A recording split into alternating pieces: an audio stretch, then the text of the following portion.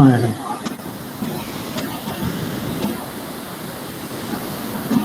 Ini topiknya tentang protokol dan arsitektur ya.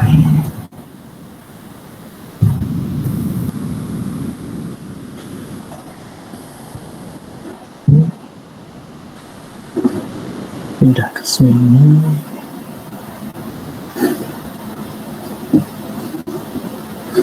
Baiknya saya share screen ya.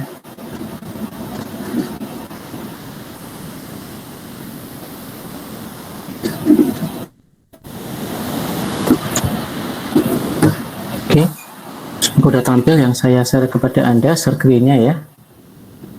Oke, jadi untuk materi hari ini sudah saya upload di Moodle ya. Di sini silahkan bisa Anda download dan Anda baca sambil mengikuti penjelasan yang saya berikan ya. Silahkan, ada di Moodle ya. Materinya 10.04 bulan dan tanggal sekarang ya. Oke, nah sambil Anda mendownload, saya ingin menunjukkan beberapa hal ya di materi tersebut ya. Oke, dulu. Nah, oke, baik. Ini adalah yang saya tampilkan sekarang udah kelihatan ya. Semoga nggak terlalu kecil ya, kelihatan ya. Nah, ini adalah hasil dari tugas yang sebelumnya ya. Mohon maaf ini saya belum bisa menilai semuanya ya, cuman saya baru menilai beberapa orang. Kira-kira kalau Anda melihat dari modelnya, ada yang belum, ada yang sudah saya berikan komentar, tapi banyak yang belum ya. Nah, dari sedikit yang sudah saya lihat itu, kira-kira saya bisa memberikan sedikit catatan seperti ini ya. Kemarin yang kita tanyakan itu yang kolom paling kiri ya, kemudian kolom tengah itu adalah jawaban yang kurang lebih itu yang mendekati gitu ya. Kemudian kolom keterangan itu artinya beberapa pekerjaan dari mahasiswa itu ada yang saya berikan keterangan seperti ini misalnya ya. Tidak ditemukan screenshot hasil perintah threshold atau threshold gitu ya. Jadi ini saya berikan keterangan seperti ini. Seharusnya ada begitu ya. Maksudnya begitu cara membaca tabel ini. Yang pertama adalah kemana kita online ya. Kemarin saya sudah memberikan petunjuk bahwa tujuannya itu ke situs ini ya, IP-nya sekian gitu ya, dari tempat Anda masing-masing gitu. Nah, kita udah perintah ini untuk ini adalah hasil dari beberapa mahasiswa yang saya kumpulkan di sini ya. Nah, sedikit saya akan menerangkan mengenai threshold ini, meskipun minggu lalu sudah ya, tapi saya bahas ulang lah ya. Kalau ada pertanyaan, feel free ya, tidak harus menunggu saya selesai. Jadi silahkan kalau mau dipotong, monggo saja ya. Nah, karena mengakses domain ini atau URL ini itu dari tempat yang bermacam-macam, maka hasilnya itu bisa bermacam-macam. Kalau yang ini itu 9 hub ya, 9 hub. Ada juga yang ini itu 6 hub ya, berarti cukup dekat ini ya. Ada yang ini itu 8, ada yang 10, macam-macam ya, nggak apa-apa karena memang kondisinya arah aksesnya dari berbagai tempat ya. Nah, untuk yang 9 sebagai contoh saya memberikan catatan ya. 9 ini artinya bahwa dari tempat Anda ke servernya atau ke domainnya online learning UNJ itu melewati 9 buah router gitu ya. Hub itu bisa disebutkan sebagai router ya. Nah, dari hub pertama sampai hub ke-9 ini waktunya cukup singkat ya, 3 milisecond. Biasanya nih, kalau aksesnya masih di bawah 100 milisecond, itu masih dianggap memadai. Nggak cepat ya, memadai. Ya masih sabar lah gitu ya. Kalau yang paling bagus kalau di bawah 20 milisecond, itu berarti cepat. Ya, artinya jalan menuju ke tujuan itu lancar, gitu ya. Nah, tapi kita lihat bahwa meskipun secara umum itu cukup cepat, tetapi di hub ke-9 ini ya, ini di router yang terakhir ini ya, atau server terakhir ini, itu tidak ada ketidakstabilan ya, bahwa dari 3 kali percobaan, ini ada 3 kali percobaan ya, jadi perintah Tracet itu melempar paket UDP namanya, itu sebanyak 3 kali, pertama, kedua, ketiga. Nah, masing-masing itu dihitung dari mulai dia mengirimkan sampai mendapatkan atau menerima balasan. Yang kedua ini dia anomali ini, artinya akses ke server ini yang terakhir ini itu tidak stabil. Ini pendapat berdasarkan screenshot yang ini ya.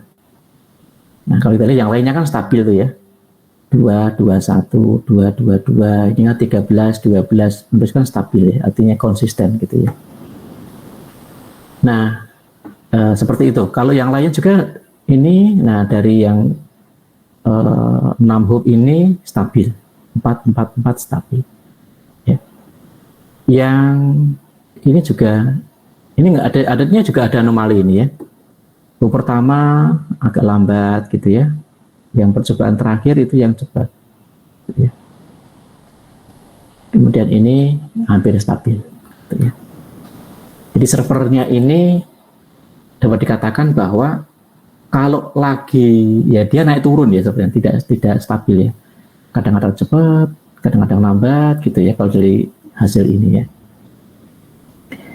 Nah, hasil kalau biasanya dari hub pertama sampai dengan hub ketiga itu adalah IP-nya milik ISP. ISP-nya ada masing-masing. Biasanya begitu. Jadi kalau misalkan yang contoh yang 9 hub ini 1, 2 itu biasanya atau 3 itu dari lokal.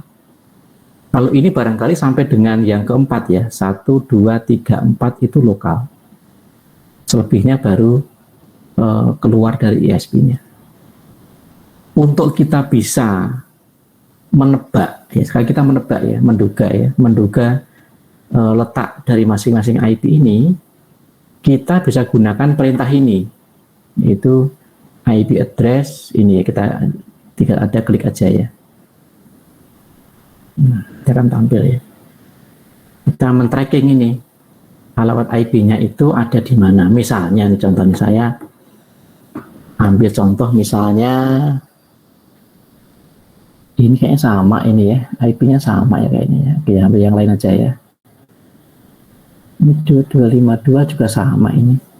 Nah, ini misalnya ini ya. 112 215 112 215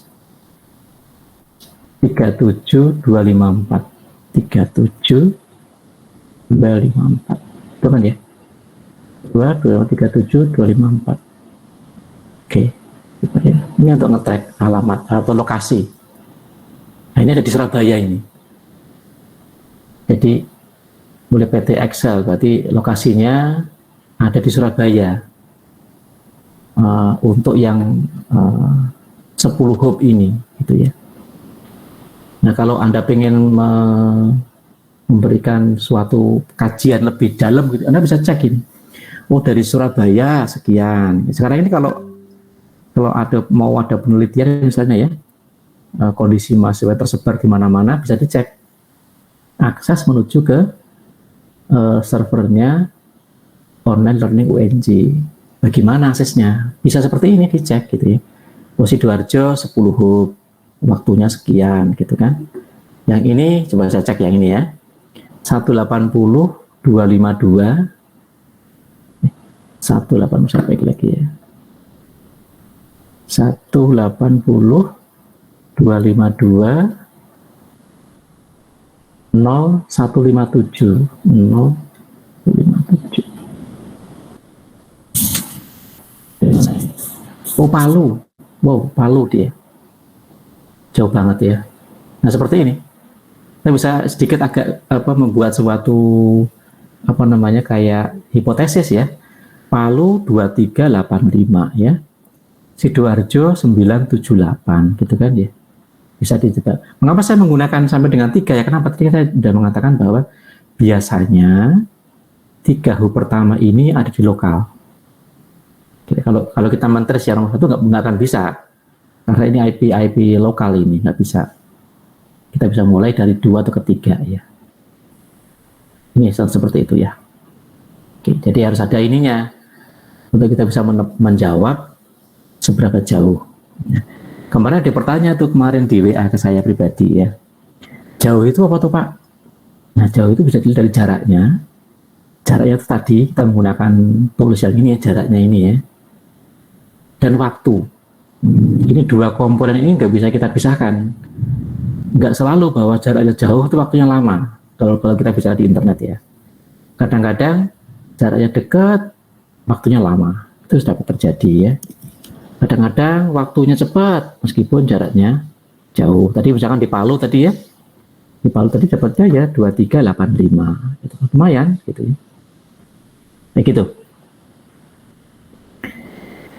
Kemudian hal berikutnya adalah seberapa rumit proses hubungan yang terjadi. Nah, ini rumit. Kenapa rumit? Jadi sekali lagi dilihat dari gambar ini ya, trace ini ya. Pertama adalah kita harus mintain dulu ya. Yang pertama ini kan dari alamat domainnya ini online learning UNJ ACID itu diterjemahkan dulu ke alamat IP ya. 103.8 sekian. Ada pemetaan berarti kan. Kemudian routing dari mulai hub pertama sampai hub ke-10 kan dia mencari rute yang terbaik. Nah, mencari rute terbaik ini kadang-kadang tidak selalu sama ya. Jadi kalau Anda coba dari lokasi yang sama di Palu misalnya ya, jam 8 pagi dicoba, kemudian jam 12 siang dicoba, jam 4 sore dicoba lagi, itu bisa jadi rutenya ini, routingnya, hubnya ini nggak sama. Nggak sama, artinya bisa tetap 10, tetapi ininya beda, gitu ya. Atau hubnya berkurang, jadi 9, atau dari 11. Seperti bisa, gitu ya. Itu rumit, gitu ya, seperti itu. Kemudian yang berikutnya menjaga topologi. Topologi itu adalah koneksi antar hub ini. Jadi meskipun dia berjalannya itu tidak langsung ya, tapi melewati beberapa router yang lain, masing-masing router itu tetap dijaga. Karena sebetulnya dari hub pertama ke tujuan ini ya, menuju ke komputer Anda atau laptop Anda masing-masing, itu kan harus dijaga ininya, koneksinya. Jadi saat waktu tertentu 10 hub ini dijaga untuk mengirimkan paket data. Ada kemungkinan di waktu yang berikutnya T+2 atau T+3 gitu ya, router nomor 7 atau hub 7 ini mati misalnya, pindah ke yang lain. Nah, ini menjaga lagi hubungan dengan topologi yang baru untuk mengirimkan paket data yang berikutnya. Itu rumit gitu ya. Kemudian fragmentasi data. Data yang besar itu akan dipecah-pecah menjadi data yang kecil supaya bisa dikirimkan melalui media transmisi yang bermacam-macam. Itu juga rumit, gitu ya. Dan lain-lain banyak sekali. Kemudian apa saja ya bebas ya. Kalau untuk Anda sih cukup ada laptop, ya ada OS-nya ya, ada akses internet, sudah itu aja. Ya. Nah yang terakhir ini yang beberapa yang saya sudah lihat ya, itu jawabannya itu ada yang terbalik. Apakah jaringan komputer itu sama internet? Tidak ya. Jadi jaringan komputer itu tidak selalu terhubung ke internet. Jadi kalau Anda pernah melihat di sekolah Anda yang dulu misalnya ya, punya Labcom, iya punya, tapi nggak ke internet, ya nggak apa-apa, karena lokal. Gitu ya. Tapi kalau internet itu selalu merupakan jaringan komputer, tapi tidak sebaliknya. Itu kira-kira untuk penjelasan mengenai skripsi lagi tugas kemarin ya. Apakah ada pertanyaan? Saya kira cukup jelas ya. Baik, kalau tidak ada, saya lanjut lagi dengan materi hari ini.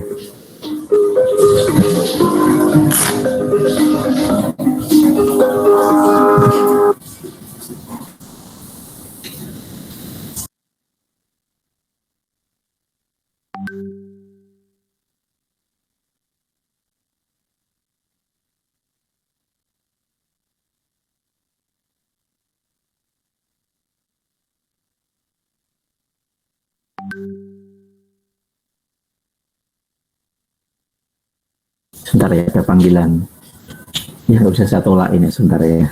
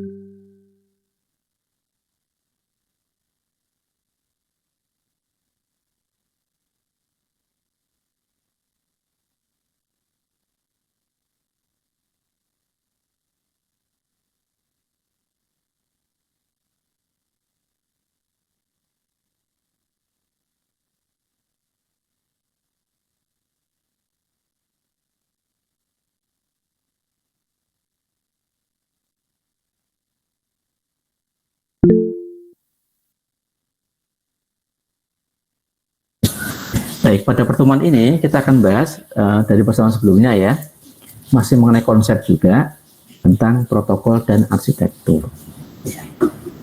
Oke, ini langsung aja saya langsung ke protokol ya. Karakteristik sebuah protokol atau macam-macam protokol. Jadi protokol itu ada 4 kelompoknya. Pertama ada yang langsung atau tidak langsung, ada yang mono, tunggal, atau yang terstruktur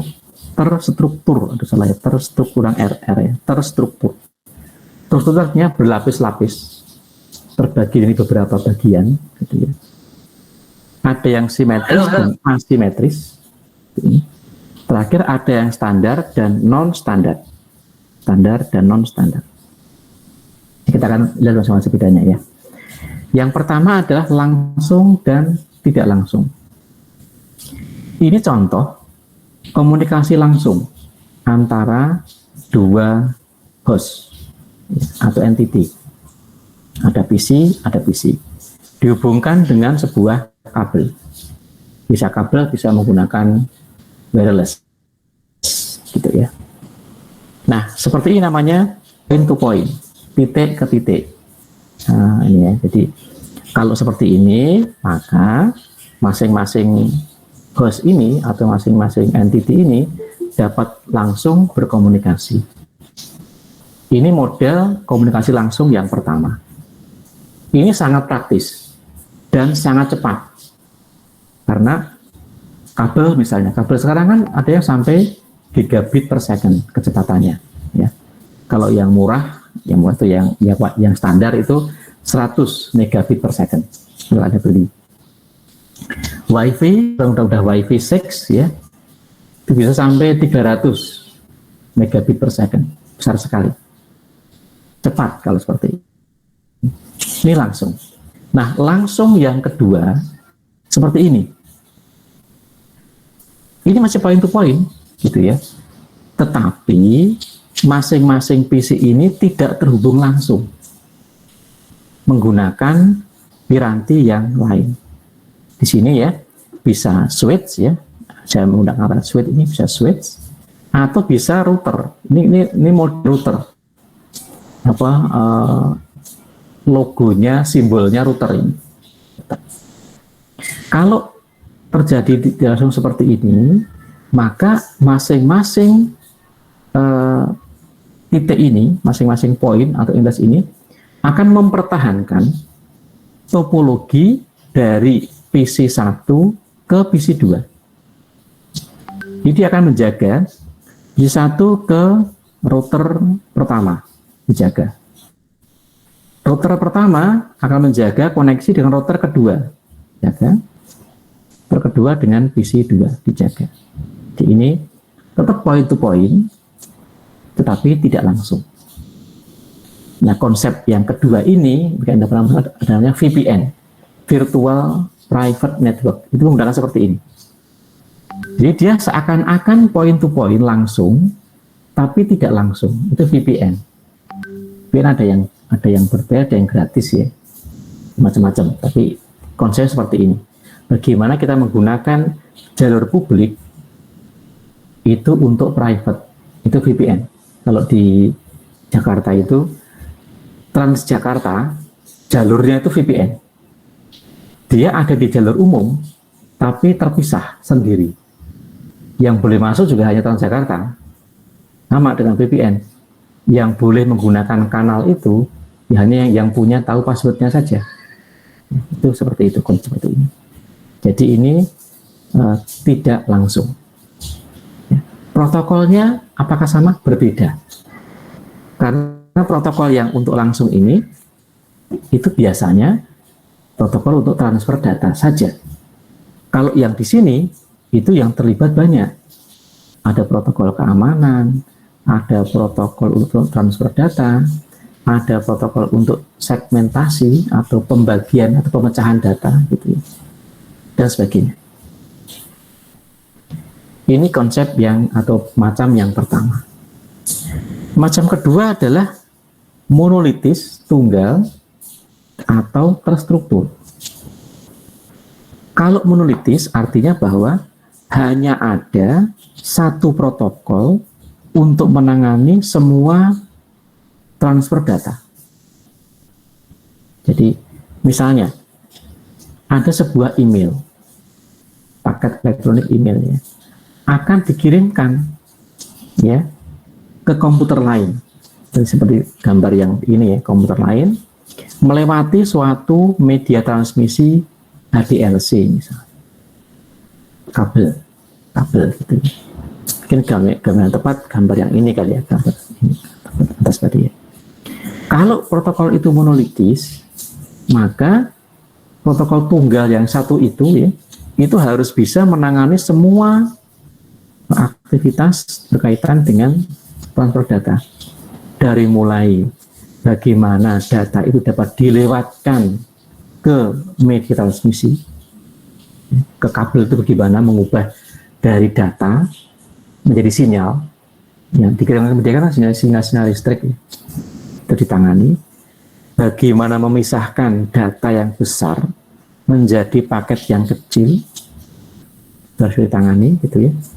Bagaimana membangun sebuah kanal virtual seperti VPN tadi ya, juga harus bisa. Kemudian juga termasuk bagaimana mengetahui bahwa tujuan kita, tujuan email tadi sudah siap untuk menerima data. Itu juga harus ditangani oleh protokol tunggal tersebut. Nah, sekarang pertanyaannya kalau kepada Anda ya, dengan beragamnya peralatan jaringan, ada host, router, switch, aplikasi, media transmisi ya. Jadi misalnya HDLC diganti menjadi kabel koaksial atau diganti menjadi kabel UTP misalnya, termasuk di dalam misi ya. Nah, pertanyaannya kepada Anda semua, silakan yang jawab ya. Apakah protokol Bluetooth ini menjadi pilihan yang baik untuk komunikasi sekarang ini? Ada yang bisa tahu jawabannya dari pembahasan kita sebelum-sebelumnya? Jawabannya tidak jawabannya ya. Seperti ini monolitik ini. Satu, kalau yang ini adalah terstruktur, dipecah-pecah. Tentu dari bagian ada yang bertanya ya. Nah kalau dipecah-pecah kan makin rumit Pak. Sama kayak kita itu punya gambar ya, gambar lukisan. Kalau satu itu kan jelas ya. Oh ini gambar pemandangan, di sini ada misalnya ya, ada mobilnya, ini ada pohon kelapa, ada sungai kayak gitu ya. Kalau dipecah seperti ini, kan jadi rumit Pak, kayak puzzle gitu kan. Harus dirangkai-rangkai lagi gitu. Kenapa kok yang digunakan kok justru malah yang terstruktur, bukan yang monolitik? Ada yang bisa menjawab? Ini masih konsep ya, konsep dulu, pengertian, pemahaman. Nah sekarang kan tadi pertimbangannya kan ada banyak sekali peralatan sekarang ini. Router pun itu juga mereknya macam-macam, mereknya ya. Dari ada merek Cisco, ada Lucent, ada Tricom, ada lagi apa itu, banyak sekali.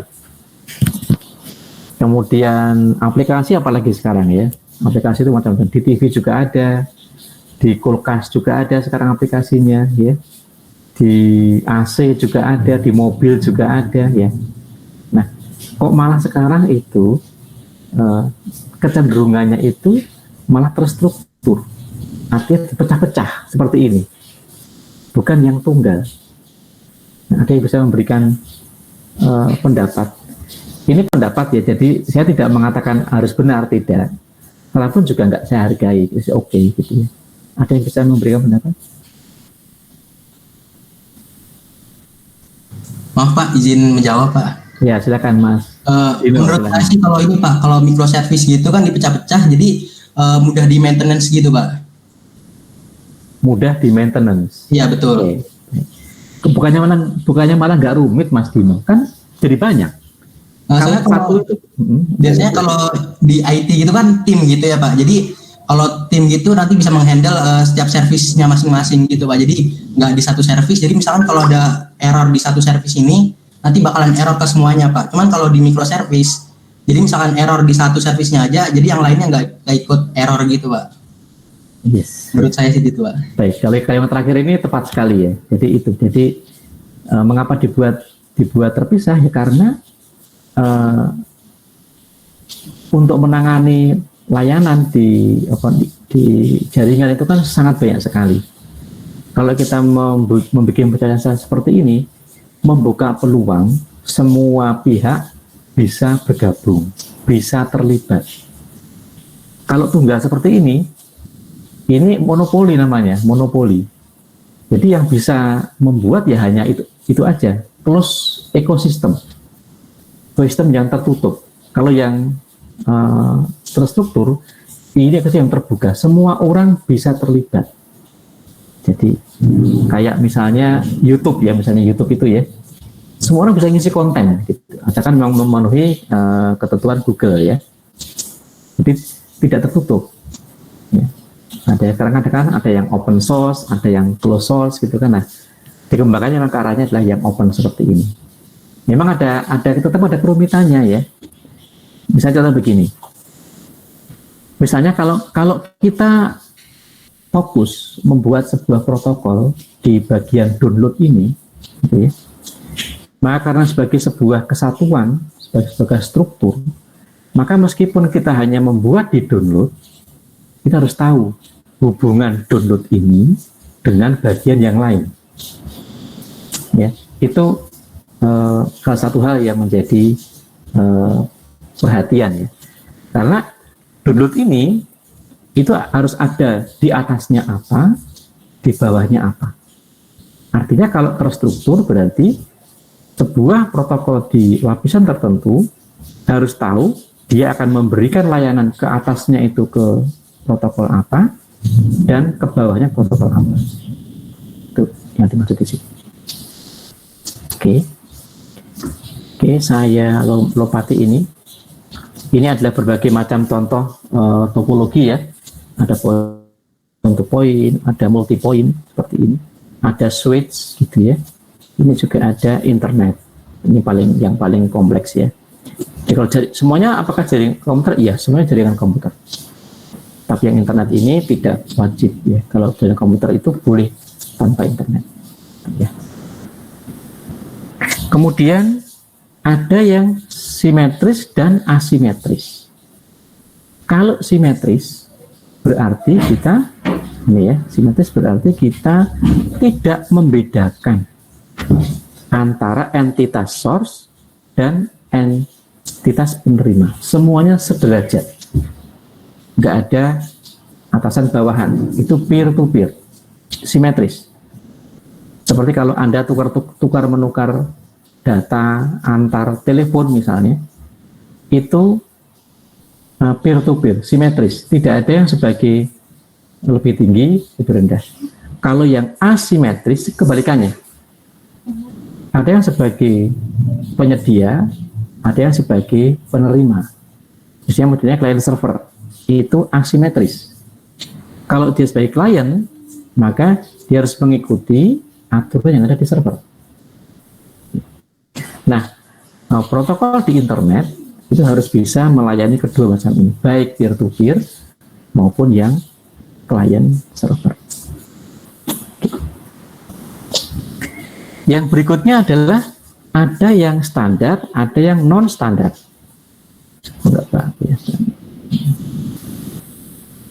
Yang sebelah kiri ini itu ada sebelah kiri ada S1 sampai dengan S4 ya.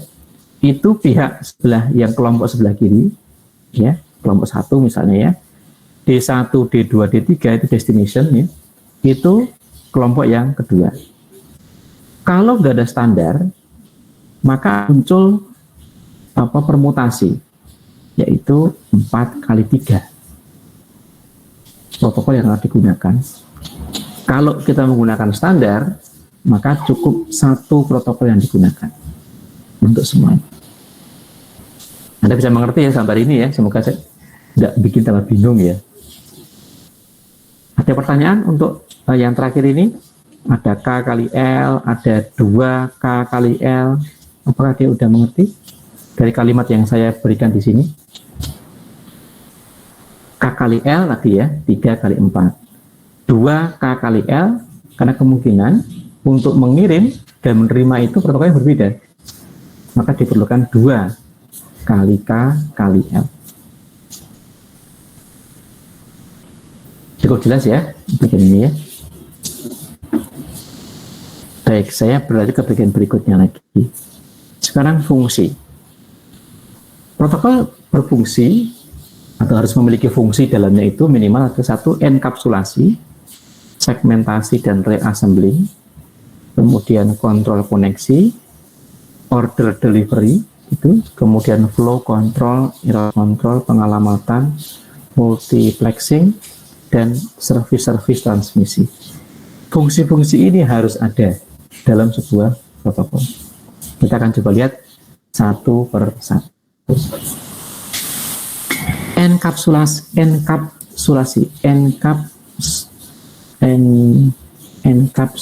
ya. Ini ya, encapsulation ya.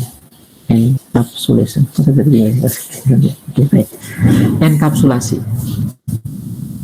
Ini gambaran seperti ini. Ya. Enkapsulasi itu kalau di dalam bahasa itu namanya pembungkusan. Pembungkusan. Jadi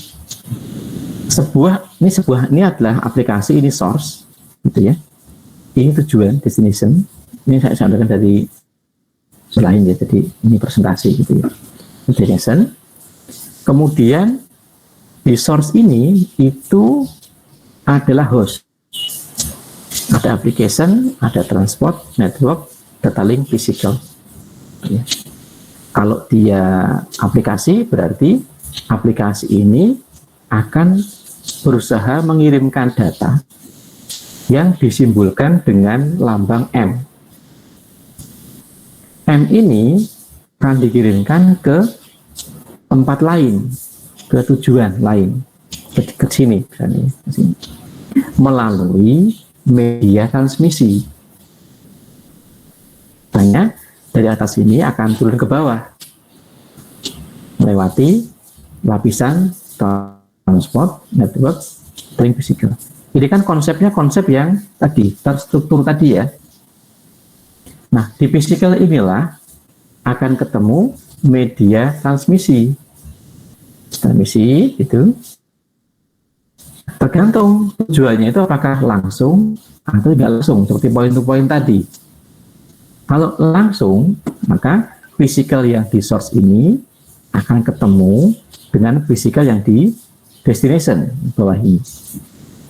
Tapi kalau nggak langsung, berarti physicalnya source yang di sini itu akan ketemu dengan physical dari hub tertentu, dari piranti antara yang lain. Nah, kalau piranti antaranya itu hanya ada 2 layer seperti ini, dari physical dan data link ya, maka piranti antaranya ini saya belibutkan itu misalnya adalah switch dan hub. Kalau hanya 2 layer ini. Tetapi kalau piranti antaranya itu ada 3, physical, data link, network, maka piranti antaranya contohnya adalah router. Ya, seperti itu. Nah, paket itu akan berjalan kalau dari source menuju ke destination, maka dari application akan turun ke bawah ke physical gitu ya, berjalan di media transmisi, ketemu dengan switch atau hub ini, akan diterima oleh physicalnya hub atau switch tadi, naik ke atas, kemudian diolah di sini, dia akan berpikir di sini, oh iya, paket ini itu menuju ke tempat ini, bukan ke saya ini.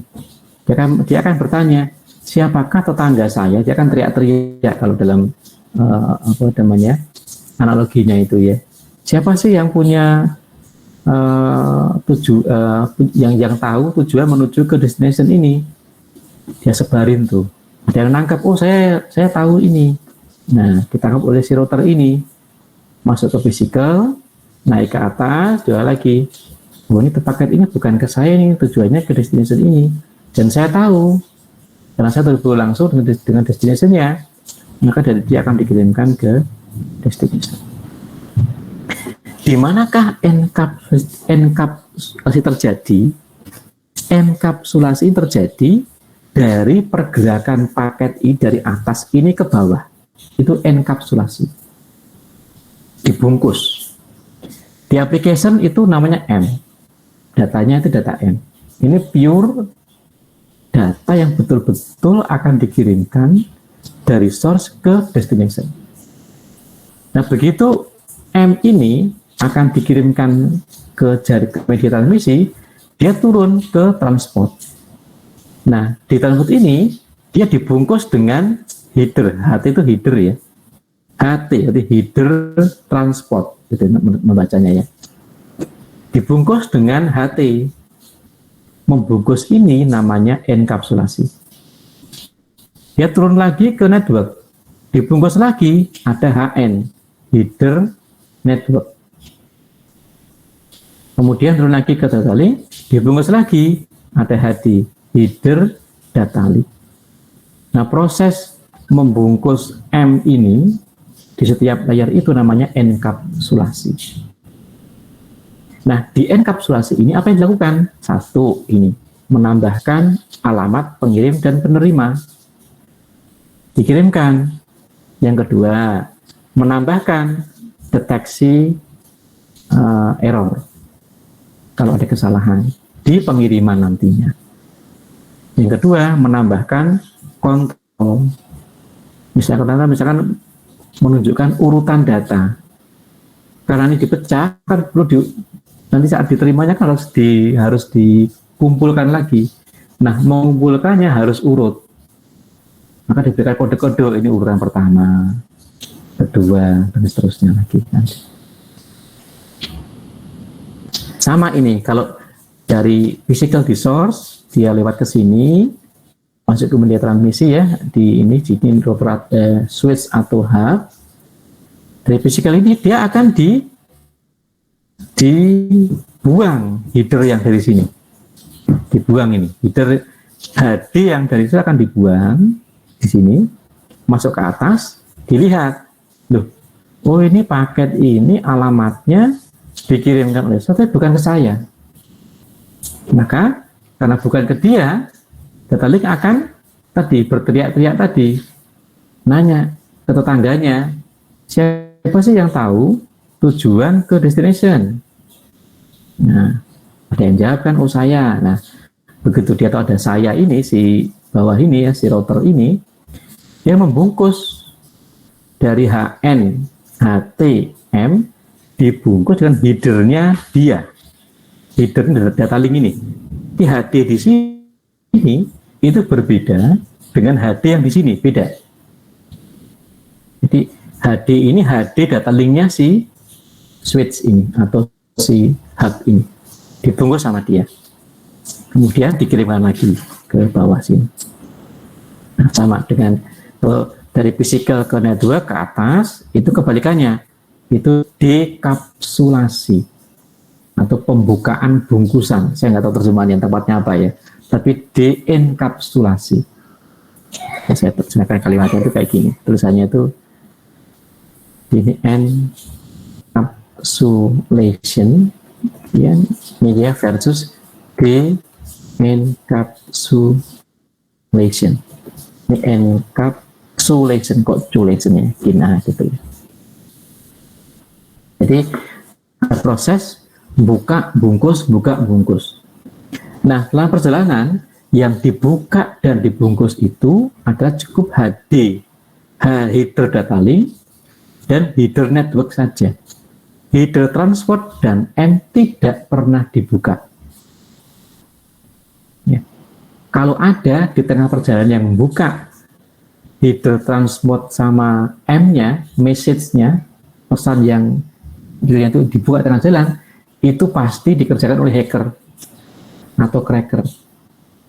Kalau berarti jaringan yang betul, yang istiqomah, yang baik, dia nggak akan buka itu. Dia hanya akan bongkar pasang header data link dan header network saja. Message-nya tidak akan dibuka. Kayak tukang pos itu nggak akan pernah buka isi suratnya. Dia hanya memberikan stempel, oh ini sampai di Bekasi, dilempar lagi misalnya ke Karawang, cap lagi sampai di Karawang, dan seterusnya.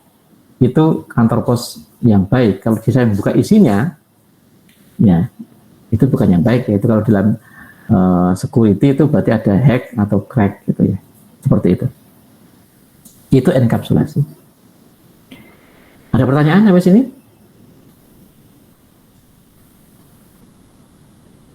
Nggak ada ya. Baik, saya teruskan yang berikutnya lagi. Segmentasi dan reassembly. Protokol pasti berkaitan dengan pertukaran stream data. Stream data itu kalau diterjemahkan yang saya tahu itu runtun data. Artinya data yang mengalir, itu namanya stream. Mengalir kayak air, memang kayak air, data itu kayak air, mengalir terus-terusan gitu, kayak sama kayak air aja ya, mengalir, stream data, runtun data. Jadi protokol pasti akan menangani stream data antar dua entitas. Mengapa digunakan kata entitas di sini ya? Karena tadi, jadi yang di dalam jaringan itu ada yang host ya. Bisa dikatakan kalau host itu berarti dia itu dari mulai physical sampai dengan application itu host namanya. Kalau hub ya, hub itu bisa router ya. Kalau router itu dia dari physical gitu sampai network itu yang router. Tapi kalau dia itu adalah hubnya itu berupa switch atau hub, maka dari physical sampai dengan data link. Untuk merangkum istilah semua ini digunakan entitas, ya, objek gitu ya. Nah, biasanya stream data merupakan konsistensi dari rangkaian blok data dari beberapa ukuran. Jadi ukuran data itu macam-macam. Mengapa macam-macam? Tergantung dari kondisi jaringan saat itu. Jadi kalau jaringannya lagi rame, ya pakainya kecil-kecil, fotonya kecil-kecil supaya dapat dikirimkan. Kalau datanya lagi, media transmisinya lagi sepi, ya nggak ada yang ngirim tengah malam misalnya, tapi jaringannya sepi, maka datanya besar-besar, panjang-panjang. Kalau maksain jaringannya rame mengirimkan data yang besar, maka akan terjadi namanya congestion, kemacetan, jaringannya macet. Jadi misalnya kalau Anda di jaringan yang sama siang hari YouTubean semua gitu, macet, lambat semua. Mengapa? Karena semua maksain menggunakan pakai data yang besar. Ya. Nah, sebuah aplikasi yang mengirimkan data terus-menerus, maka protokol yang ada di level paling rendah di physical ini, perlu memisahkan data menjadi blok-blok yang kecil yang berukuran sama. Ya. Ini saya segmentasi. Jadi memecah paket data yang besar ke beberapa bagian agar dapat dikirimkan ke media transmisi, itu namanya segmentasi. Kenapa ini macam-macam ya? Seperti ini misalnya ya. Mungkin saya kembali ke gambar menurut tadi aja ya, kalau kita hubungkan ya. Yang tadi ya, ini misalnya ini gambar tadi. Oke, kalau kita hubungkan dengan gambar Bapak atas ini ya. Ini ada 10 hub. Nah, sangat mungkin terjadi ya, misalnya hub 23 pakai optik. Optik itu kan kenceng-kenceng ya datanya. Tapi 23 optik, 34 pakai kabel tembaga. 45 pakai wireless. Nah, kecepatannya macam-macam. Nah, yang macam-macam ini menentukan kalau dia optik itu kan besar sekali bandwidth-nya ya, maka pakai datanya panjang-panjang. Tapi kalau kabel tembaga, misalnya yang dipakai di telepon gitu ya, dipakai di UTP, itu kan tembaga juga ya, itu terakhir datanya akan sebesar seperti yang di optik, kecil-kecil. Nah, ada media transmisi itu yang mensyaratkan paket datanya itu ukurannya sekian, itu ada. Itu teorinya bukan teori, daftarnya ada. Jadi seperti itu. Seperti ya sekarang ini, maka di setiap protokol itu yang di bagian bawah ya, yang physical itu, maka harus mampu untuk menyesuaikan ukuran data itu dengan media transmisi yang digunakan. Gitu ya. Segmentasi ya. Nah, masing-masing blok-blok data itu namanya protokol data unit, PDU. Ya. Ini penyebutan secara umum ya. PDU ada macam-macam. Ada paket, ada frame, ada segmen. Itu semuanya namanya PDU. Oke, segmentasi itu tergantung kepada konteksnya, betul. Tergantung kepada media transmisinya apa. Jadi misalnya ada jaringan ATM, ya. ATM itu bukan uang ya, asynchronous transfer mode, gitu ya. Itu memiliki blok datanya itu maksimal 53 oktet. Kalau Ethernet itu maksimal 1500 sekian oktet. gitu ya. Sudah ditentukan. Jadi kalau ada misalnya hub antar hub itu menggunakan media berbeda, misalnya hub yang kedua menggunakan ATM, hub yang ketiga menggunakan Ethernet, ya, itu blok data yang berbeda. Maka misalkan ini physical untuk ATM, ini physical untuk Ethernet. Jadi ini ATM gitu ya, ini Ethernet. Maka di sini harus bisa menangani, oh ini dari medianya ATM, ini medianya Ethernet.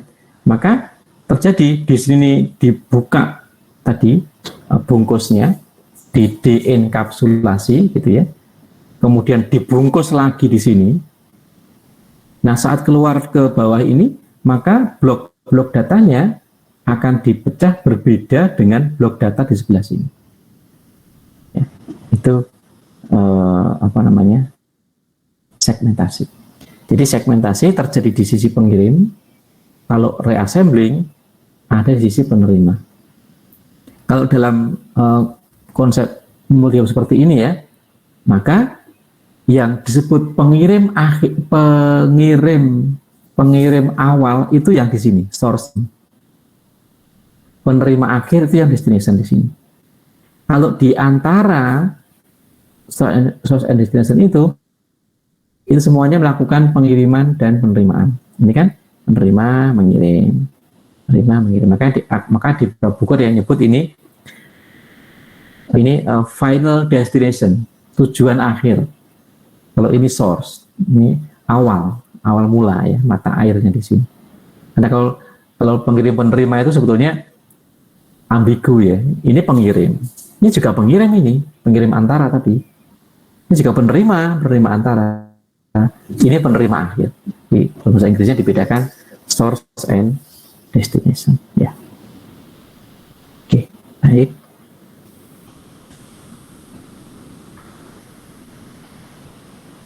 Ini beberapa alasan ya kenapa diperlukan itu. Di antaranya adalah tidak membanjiri jaringan ya, seperti ini. Maka dihindari sebuah host itu memonopoli media ya. Jadi tidak boleh, makanya ada protokol tadi. Oke. Yang berikutnya adalah kontrol koneksi. Protokol juga harus punya kontrol koneksi ini ya. Jadi, nah untuk kontrol koneksi ada dua ya. Ada koneksi, connection oriented, ya, dan connection not oriented. Jadi ada transfer data yang disertai dengan kontrol koneksi, ada transfer data yang tidak disertai dengan kontrol koneksi. Oke. Kalau yang tiga ini itu adalah tahapan untuk mengirimkan data yang connection oriented. Jadi ada tiga tahapan: membuka koneksi dulu, mengirimkan data, dan menghentikan koneksi. Jadi ini urut, tidak boleh dibalik. Jadi pengirim itu dapat mentransfer data jika sudah selesai membuat hubungan koneksinya. Kalau ini belum terjadi, maka tidak akan terjadi transfer data. Dan ketiga tahapan ini itu dikerjakan di semua bagian di jaringan. Jadi ini mengerjakan. Kalau menggunakan connection oriented ya, itu juga mengerjakan. Jadi ada tiga tahapan tadi: membangun koneksi, mengirimkan data, dan memutus koneksi. Itu yang connection oriented. Dapat dilihat di sini bahwa karena untuk mengirimkan data dibutuhkan tiga tahapan, maka secara waktu ini lebih lambat, tetapi lebih terjamin. Data yang dikirimkan itu akan sampai ke penerima. Jadi untuk data-data yang penting, data-data yang memang perlu akurasi tinggi, digunakan protokol yang connection oriented. Ya. Ada lagi yang connection not oriented, itu yang tidak perlu harus ada pengadaan koneksi dan penghentian koneksi. Terus dikirim aja, ya. Dikirim aja, nanti kalau di penerimanya mendeteksi ada yang kurang, dia minta kembali dikirimkan. Ya. Itu yang kedua, ya. Nah, kedua ini itu adalah contoh mengirimkan data untuk yang connection oriented. Jadi yang pertama itu dia membuat dulu hubungan dulu, connection establishment tadi, ini ya, itu baru mengirim message, gitu ya, ini message-nya ya. Kemudian yang sebelah kanan itu adalah setelah menerima message baru mengakhiri koneksi. Jadi sini bahwa host A ingin mengirim data ke host B. Ini waktunya ya. Pertama dia sinkronisasi dulu. Sinkronisasi itu kalau bahasanya itu halo-halo dulu ya. Saya mengirim data nih. Besarnya sekian ukurannya. Kemudian panjang datanya sekian gitu ya. Nah dia ngomong ke sini, oh iya saya siap. Dia terima nih, ya saya siap nih, dikirimkan ke sini lagi. Oh kamu siap ya? Oke, kalau itu siap terima data ya, dia ngirim tuh message-nya, CK-nya. Terjadi hubungan. Nah ini di-maintain ini hubungan ini tidak akan di-maintain artinya dijaga, tidak akan diputus kalau belum ada sinyal pemutusan.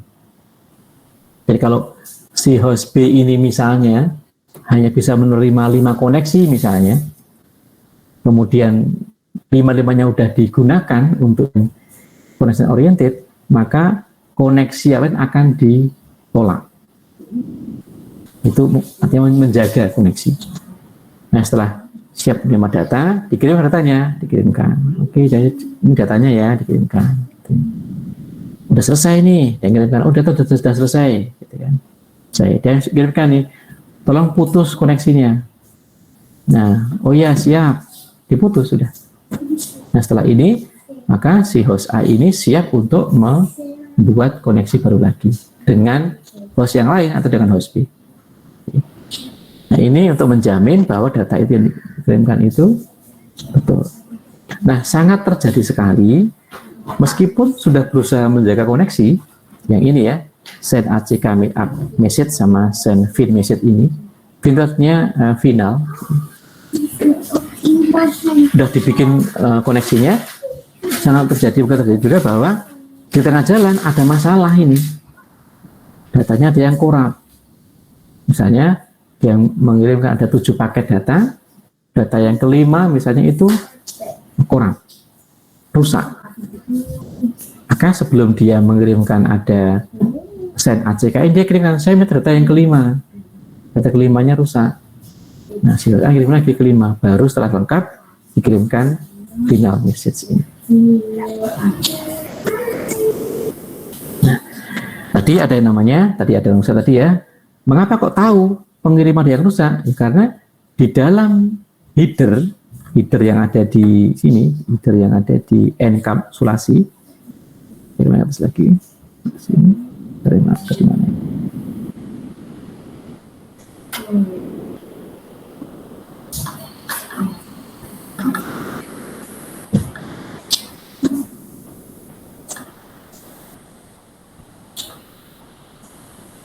Nah di sini nih ya. Maka ini dikirimkan kontrol informasi. Jadi saat dia melakukan enkapsulasi ini, tambahan, ini data ini urutan keberapa. Jadi pengirim akan tahu apabila dia menerima data yang belum lengkap, karena ada urutan data yang belum diterima. Jadi pada pengirim, tolong dikirim data yang hilang ini, yang rusak ini, gitu ya. Sebelum dia mengirimkan sinyal final. Gitu. Oke. Jadi order delivery itu memastikan bahwa data itu urut ya. Oke. Seperti itu contohnya ya. Ini sangat mungkin terjadi ya di dalam data ya. Jadi ini adalah apa namanya? Ini pengirim, ini penerima. Di sini sisi pengirim, sisi penerima ya. Ini media transmisi yang di sini nih. Prosesnya. Jadi EOF itu end of file. End of tanda bahwa file sudah lengkap dikirimkan. Kita tanda sebagai pertanda ya. Ini paketnya dari N-1, N-2 dan sebagainya ya. Jadi N ini berisi kurang lebih ini ukuran datanya. Oh, data ini ukurannya misalnya ukurannya adalah 140 mega. Dipecah menjadi beberapa bagian 7. Ada masing-masing 22 mega kayak gitu ya. Pecah gitu. Nah, pertama kali akan dikirimkan dari data yang paling awal. N7 terima N7, terima, oke. N6 dikirimnya gagal, 5 gagal, 4 gagal. N1 terima. Kemudian keterangan mengenai jumlah datanya gagal. Ini kontrol informasi ya. End of file ketemu. Nah, dia sudah terima end of file si penerima ini. Tapi dia baru terima 2 paket ini. Yang lainnya mana? Maka dia request lagi di sini. Tolong kirimkan 5 PDU lagi dari N6 sampai N2. Dia kirimkan N5, N6, dan kirimkan gitu ya. Kirimkan, terus dikirimkan. Nah, sangat mungkin terjadi ya, gitu. Yang tadi di sini nggak terima ternyata datang juga, mungkin dia lambat atau apa gitu ya, datang ke penerima. Nah, ada duplikasi dari yang diterima sebelumnya dengan yang datang karena permintaan request pengiriman ulang. Nah, seperti itu. Itu contoh untuk order deliver. Gambar ini saya ambilkan dari paper ini ya, papernya ini. Anda klik akan ketemu papernya. Nah, silahkan Anda baca papernya ini. Tapi gambarnya menunjukkan pertama adanya pengiriman paket-paket data ya dari sebuah data yang besar. Kedua, menunjukkan adanya order delivery, adanya segmentasi ya, pengiriman yang dipecah-pecah tadi, dan juga adanya namanya request, permintaan apabila ada data yang ternyata tidak berhasil diterima oleh penerima. Ini cerita ya, jadi silakan dibaca di paper yang bawah ini ya, kalau yang saya sudah sampaikan tadi. Oke, saya ada pertanyaan mengenai gambar ini. Ini masih gambar awal ya, jadi silakan di bahasa Inggris ya ini ya, apa namanya, gambarnya. Tapi saya kira bisa lah Anda. Kalau ada kesulitan, video untuk tanya ke saya. Berikutnya adalah flow control. Flow control ini membatasi jumlah atau pusat data, redata ya, yang dikirim agar tidak memenuhi jaringan dan juga memenuhi penerimanya ya. Misalnya yang paling gampang itu adalah stop and wait procedure ya. Ini artinya bahwa setiap paket data itu harus diberikan tanda sudah diterima, baru dikirimkan paket data berikutnya lagi. Kalau yang ini enggak, yang ini tidak ini. Ini dikirimkan dulu stream data, jadi runtun data dikirim dulu sampai dengan end of file, sampai dengan habis, baru dicek oleh penerimanya apakah ada paket data yang miss, yang rusak. Kalau yang stop and wait ini, berarti misalnya N7 dikirimkan, diterima, maka N6 ditahan dulu tidak akan dikirimkan jika N7 belum diberikan tanda ke pengirim bahwa sudah diterima. Kalau sudah menerima tanda N7 diterima dari penerima ke pengirim, maka pengirim akan mengirimkan data N6. Jadi satu-satu begitu. Yang paling gampang ya. Tapi itu lambat. Karena kan ya kalau pakai datanya banyak, dia berkali-kali sibuk untuk membalas. Oh ya udah, ini kayak kayak gotong royong itulah, kita udah sana udah gitu ya, baru dikerjakan lagi, agak lambat gitu. Tapi ini yang paling sederhana seperti itu. Yang lain itu sliding window. Nah ini contoh sliding window. Jadi tanda bahwa paket diterima itu tidak satu persatu, tapi beberapa paket data sekaligus. Slidingnya itu kayak kita, oh ini lagi rame, kirimkan banyak 5 paket, maka dibuka itu 5 paket gitu kan, ditunggu apakah 5 paket itu diterima. Kok lagi ini kok kayaknya kosong, ini 10 paket. Jadi windownya itu kayak bisa diatur besar kecilnya begitu. Itu sliding windows. Berikutnya ada error control. Kalau di jaringan itu ada error detection, ada juga error correction.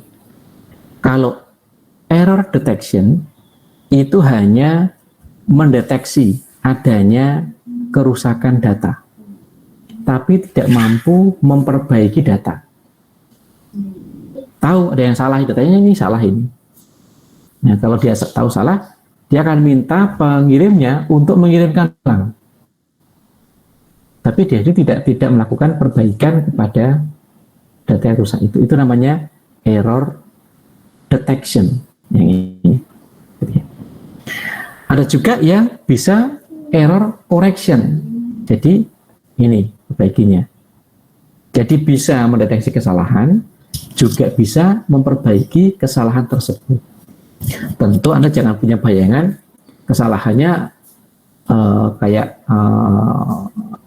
besar, tidak ya. Jadi kesalahannya cukup 1 atau 2 bit yang salah. Jadi kesalahan yang sederhana, bukan kesalahan yang masif, bukan ya.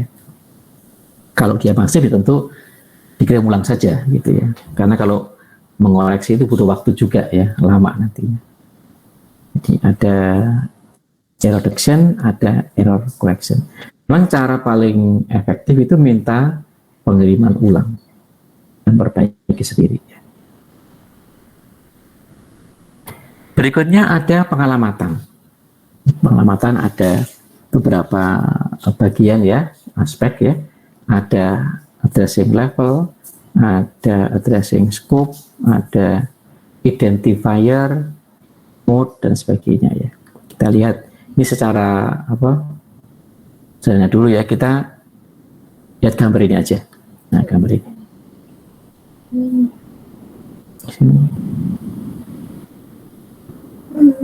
Sebenarnya gambarnya mirip dengan gambar yang tadi ya, gambar yang gambar ini mirip sebetulnya ya, mirip, hanya ini gambarnya ya dengan tampilan berbeda, tapi sebetulnya yang ditampilkan ya isinya itu sama ya sebetulnya. Kita lihat yang gambar ini, dan ini pengalamatan. Oke. Jadi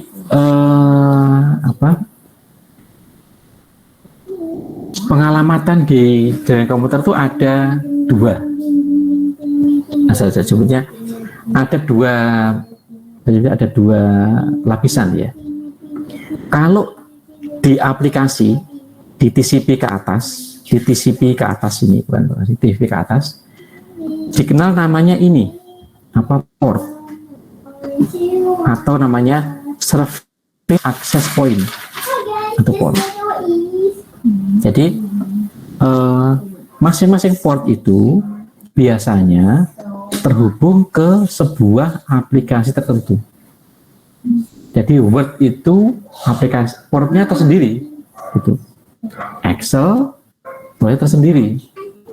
Bahkan kalau kita membuka Windows Microsoft Word 3 buah, file Word 1, file Word 2, 3 gitu ya, itu kita membuka 3 port untuk Word. Kalau kita membuka browser Chrome misalnya 5 tab gitu ya, 1 detik, 2 kompas, 3 apalagi gitu ya. Kalau kita buka 5 tab, itu kita buka 5 port untuk browser. Jadi komputer kita itu bisa menangani port itu sampai 2 pangkat 256. Banyak sekali portnya. Tapi itu belum tercapai. Mengapa? Karena ya memori sama prosesor kita belum sampai ke sana. Jadi masih punya kita peluang untuk membuat memori dan proses yang lebih kencang lagi ya. Ini yang ada di TCP ke atas, itu menggunakan port namanya, atau Service Access Point kalau di OSI. Port itu digunakan di TCP/IP. Kalau email, kalau email ada portnya sendiri, aplikasi email. Kita aplikasi untuk kirim file ada sendiri portnya gitu ya. Itu yang level TCP ke atas. Nah, yang level IP itu juga ada addressingnya, namanya Internet Protocol Address, IP address. Nah, yang di physical itu juga ada alamatnya, namanya MAP address atau physical address. M itu medium access layer. Sebentar, saya tunjukkan di sini. Ada nggak saya coba ya? Kalau ada, saya tunjukkan Anda ya. Saya buka network preference, kemudian advanced.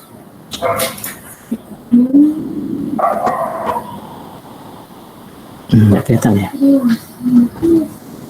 Nah, oke, coba tinggal ini ya. Saya stop share dulu nih ke saya. Saya stop sampai dulu. Saya share ke Anda ini Windows. Nah, ini misalnya contoh ini ya. Share. Oke, kelihatan ya. Yang saya tunjukkan ini adalah ini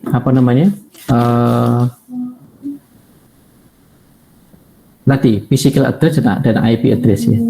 Kalau ini tuh namanya IP address. Adanya, sorry nggak kelihatan ya, maaf ya, nggak kelihatan ya Anda ya. Sorry. Saya kok nggak kelihatan ya, sebentar ya. Sebentar. Kok saya tuh pengen share Windows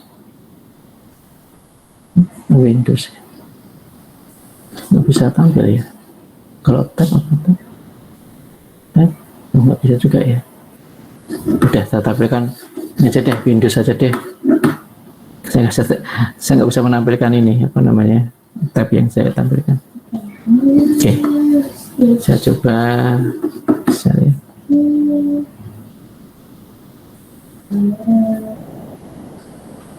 Nah, oke, nih. Saya buka tampil sekarang ya. Oke, baik. Nah, ini tampil ya. Nah, kalau kita lihat, ini adalah alamat IP. Ini yang ada di network, di lapisannya network. Kalau sebentar, jadi hilang lagi ya di sini. Oke, sini. Nah, di sini tempatnya di network ini protokol, ya. Ini di IP atau di network 2 ini, ya. Itu adalah ini alamat ini IP, ya. Kemudian ada juga sini. Ini ada MAC address ini. Ini alamat yang ada di sini, di physical. Di physical ya. Nah, kalau yang di port ini, kalau kita pengen melihat, kita butuh aplikasi khusus ya, tapi ada alamat di sini. Ya. Alamatnya ada. Kalau kita pengen lihat sebentar ya, saya bisa nggak coba ya. Kalau saya nggak lupa ya perintahnya, kalau saya perintahnya lupa, sebentar ya.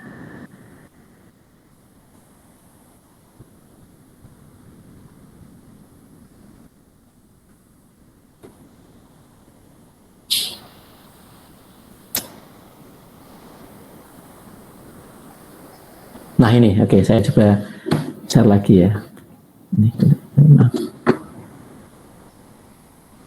Nah ini, kelihatan ya. Nah kalau kita lihat dari sini, ini adalah apa namanya control connectionnya. Ini TCP, connection oriented, ya TCP. Kemudian ini alamat IP-nya. Ini adalah portnya ini 49662 itu portnya 4945. Setiap aplikasi itu punya port sendiri. Jadi ini kan Anda bisa menebak ya. Ini saya itu buka aplikasi, tujuannya ke sini tujuannya ini. Ini semuanya browser. Jadi ada beberapa browser, saya buka beberapa browser ini. Nah, ya, ini ada WhatsApp browser, saya buka juga ini. Ini portnya. Nggak ada port yang sama, semua unik portnya ya. Ini browser semua ini, saya buka ini. Jadi update terus ini. Jadi ada alamat port, itu adanya di transport. Ada alamat physical, adanya di lapisan paling bawah di media transmisi di physical ya. Ada alamat IP di network. Gitu kira-kira. Jadi alamat itu bisa macam-macam ya, sesuai dengan yang ada di, tapi kita kelompokkan tadi ya, ada alamat ada di physical, ada di port, ada di aplikasi ya, di transport gitu ya. Nah, saya kembali lagi ke sini.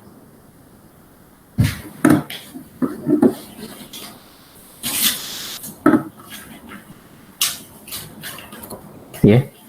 Jadi ini menggambarkan seperti itu. Jadi kalau kita lihat di sini ya, IP yang ada di host A itu adalah IP source.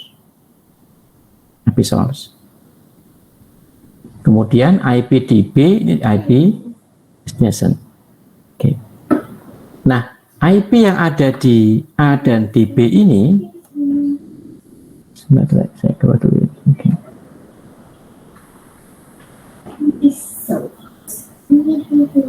Ini nggak ada keterangannya ya, baik. Nggak ada keterangannya ya, nggak ada keterangannya, kurang ya. Oke, baik.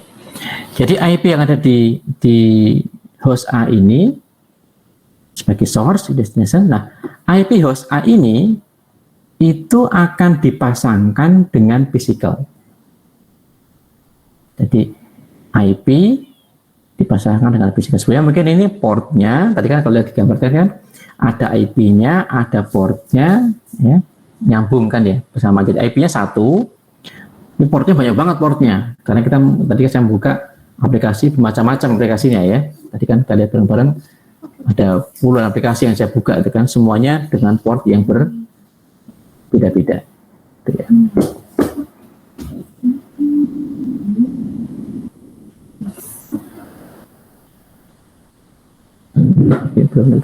Oke ya.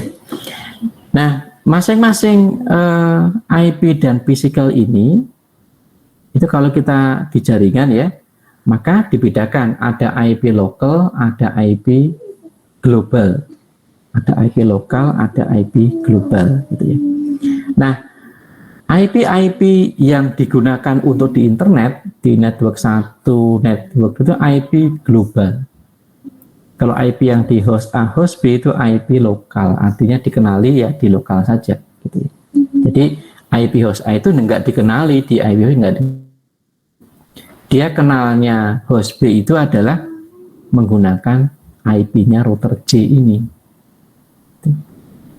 Sama dengan tadi kalau Anda melakukan trace route tadi ya, saya kembali lagi ke bawah tadi ya. Gambar ini ya. Seperti ini ya. Jadi sebetulnya kalau lihat di gambar yang di bawah ini ya, IP Anda yang dikenali di 103.8.12.84 itu bukan 192, ini bukan ya.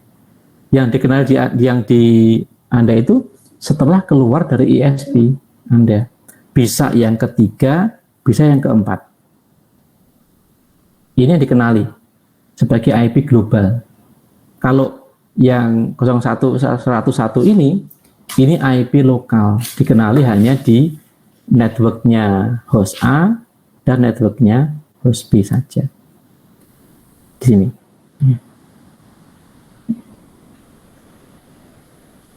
Itu untuk IP. Jadi ada port ya, ada alamat IP yang ada di sini, ada juga yang physical. Ya. Ini masih konsep, jadi masih belum rinci kalau IP-nya ya, nanti berikutnya. Kalau ada pertanyaan silakan lihat, ada pertanyaan seperti aja. Misalnya lewatin saja karena konsepnya nggak ambigu, harus tegas ya, jelas. Kemudian dapat digunakan untuk memperkenalkan alamat yang lain ya. Saling berkomunikasi antar global address seperti ini kan. Jadi kalau sudah IP global itu dapat berkomunikasi, jadi hop ke-4 dan ke-5 kan berkomunikasi masing-masing IP global. Tapi 1 ke-5 nggak bisa karena itu lokal, ini global. Jadi yang bisa berkomunikasi dengan yang lain itu yang IP global. Oke, saya kurangin aja ini juga saya lewati. Kemudian ada tugas terakhir itu. Nah, tugasnya ini ya. Nah, ini masih konsep, bukan juga konsep ya. Ada tentara dan sebagainya ini. Coba dibaca ya. Apakah ada pertanyaan tentang ini dan juga mungkin beberapa hal yang belum jelas mengenai penugasannya, silakan. Jadi saya mungkin cukup dulu ya menyampaikan materinya. Ini dulu mungkin dipahami. Kalau ada pertanyaan dipersilakan, monggo. Saya tutup dulu. Assalamualaikum warahmatullahi wabarakatuh. Izin bertanya Pak Lipur. Ya silakan, monggo Mas Peter, silakan. Untuk minggu depan apakah sudah UTS Pak? Minggu depan UTS.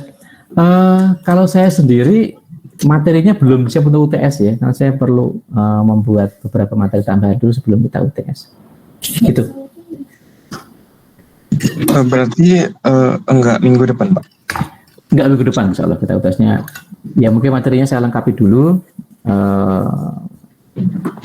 Kurang lebih materinya itu akan saya lengkapi kalau di sini itu sampai dengan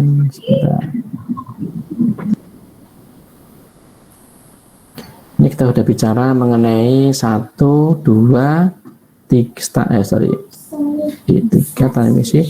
Mungkin kita sampai ke media transmisi baru kita UTS. Jadi kita tambahan untuk 2 materi lagi ya, transmisi data dan media transmisi baru kita UTS. Oke, baik Pak, terima kasih banyak Pak Lipur. Ya sama-sama. Oke. Ada yang lain lagi, monggo. Jangan bertanya ya. Kadang-kadang kalau Anda nggak bertanya itu 2 kemungkinan ya, mengerti atau nggak mengerti. Saya khawatirnya Anda nggak mengerti ya. Cukup hari ini kalau ada pertanyaan.